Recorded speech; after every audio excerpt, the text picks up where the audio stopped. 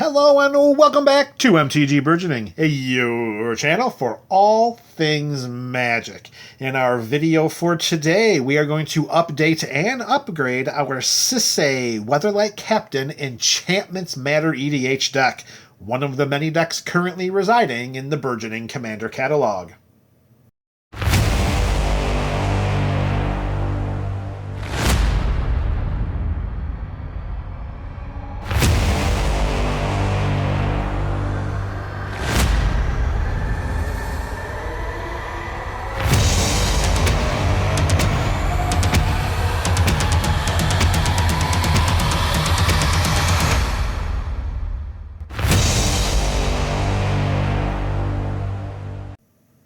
Greetings and salutations to the MTGBC. You are the MTG Burgeoning community. Welcome back to another installment of the Up and Up series.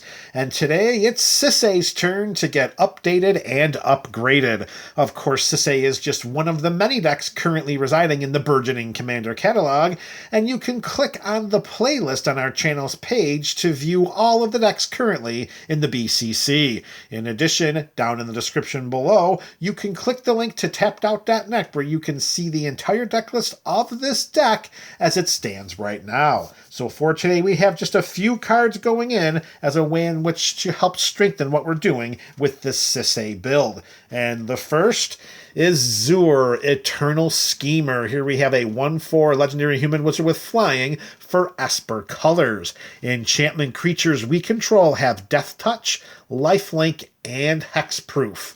Right then and there, that's going to give a lot of the important creatures in this build the benefit of protection with Hexproof. Make no mistake, remember, there is a cycle of shrines that are legendary enchantment creatures. So providing them with Hexproof means that our opponents cannot spot remove them. We want as many shrines on our side of the battlefield as possible, and Zur is going to help protect them.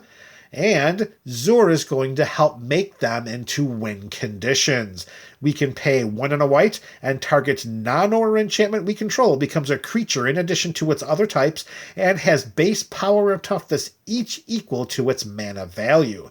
Under the right set of circumstances, we can generate a whole heck of a lot of white mana because of Sarah's Sanctum in the 99, and we can make all of our non-aura enchantments into enchantment creatures, and they will all have Death Touch, Lifelink, and Hexproof. Plus, with Zur having 1/4 and flying, it can be a little bit of a nuisance out there on the battlefield. The 1 point of damage here and there is not going to be as valuable as its other abilities, of course, but still, the 4 toughness is pretty nice to dissuade any pesky flying creatures. With Zur going in, coming out is going to be Gen Arcanum Weaver. With the same mana value of 3, this isn't Esper colors, it's Mardu. We're replacing a 2/3 legendary human wizard. We could have paid Mardu colors to tap this and sacrifice an enchantment, and then we can return target enchantment card from our graveyard to the battlefield. There really isn't much comparison here when we're talking about Zur versus Gen. Gen does allow us to get an enchantment from the graveyard back onto the battlefield, but we have to sacrifice a creature, have the mana available, and tap Gen to do that. Zur, just being on the battlefield, protects all of our enchantments with Hexproof. Zur going in and Gen coming out is one of those decisions that's easier than Sunday morning. All right, the next card coming in, it's one of my favorite cards from 2022. If you're playing a 5-color deck, this is a must to add. It is Unite the Coalition, instant speed for 2 and Wooburg colors, which, for the purposes of this build, will not be hard to generate. We get to pick 5 of the following modes, and we may choose the same mode more than once. And for this card, relevant to our format, every one of these modes are very, very relevant. Target permanent phases out, target player draws a card. We exile target player's graveyard because no one utilizes their graveyard for any kind of chicanery in Commander, do they? Unite the Coalition deals 2 damage to any target, or we can destroy target artifact or enchantment. All of those abilities are just powerful, particularly in a deck such as this that can generate that WUBRG mana simply by tapping one permanent and then a couple of other lands for the generic cost. This is going to be a very, very powerful addition into this deck, and it's going to be so board and gameplay specific that you may never choose the same number of modes twice.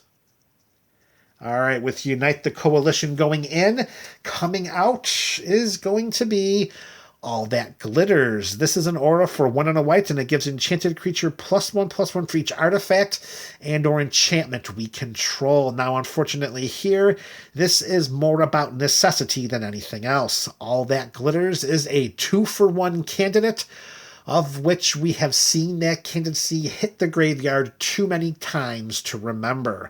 So with that in mind, as hard as it is to play with auras in Commander or any other format that matters, I'm sorry, I said that wrong, for how difficult it is to play with auras in any format for the fear of 2-for-1ing, it's time that All That Glitters comes out to make way for a card that's going to do more for us in the entirety of a game. All That Glitters will buff up Sisay, which will allow us to get those legendary permanents from our library into play a little more quickly, but we're playing 5 colors, so it's not like we definitely need this to jack her power and toughness. We can do that organically just by having more and more permanents on our side of the battlefield. So All That Glitters becomes a candidacy for dropping to make way for Unite the Coalition, which will do more for us in this deck than the one-sided thing that All That Glitter can do. So, with that in mind, Unite the Coalition in, All That Glitters is out. And then those are the 2 spells, and we have one more spell going in. Not much to say about this card. It's a Mana Crypt. We all know what it does. 0 to cast, comes into play. You flip your coins, and if you're like me, if you flip it 6 times, you're going to take about 12 to 15 points of damage. You turn this bad boy sideways for 2 colorless mana. That will help us to cast our spells a lot more quickly, of course, and particularly if you think about it, with Unite the Coalition, we can turn a Gigantha, or we can turn a Feyburrow Elder, or we can tap, what is that one? We could tap, I can't remember the other elf's name, and tap the Mana Crypt, tap 2 permanents to cast that card for a CMC of 7. Oh, yeah. So Unite the Coalition is going to be awesome in this deck. That's going to go in, and Mana Crypt is going to take the place of one of the lands in the deck. And the thought process here is, if you have 4 lands in your hand and no Mana Crypt, but you have 3 lands in your hand and a Mana Crypt, well, let's face it, the 3 lands and a Mana Crypt is going to be better overall than 4 lands and no Mana Crypt. So we're going to replace Crystal Quarry with Mana Crypt. This was one of the lands that was included as a way in which to make sure that we could fix the mana so that we could utilize Sisay's ability to get those legendary permanents from our library, mainly the Shrines and the Gods, onto our side of the battlefield. We still have Cascading Cataracts, in addition to so many other permanents that we can tap for the WUBRG mana, that it just makes sense that we take out one of our weakest lands for one of the most powerful artifacts in the format. So, Mana Crypt is in, Crystal Quarry is out. And there you have it, MTG BC. We have updated and upgraded our Sisay Weatherlight Captain EDH deck. Let me know your thoughts about these changes in the comment section below. This is MTG Burgeoning, your channel for all things Magic.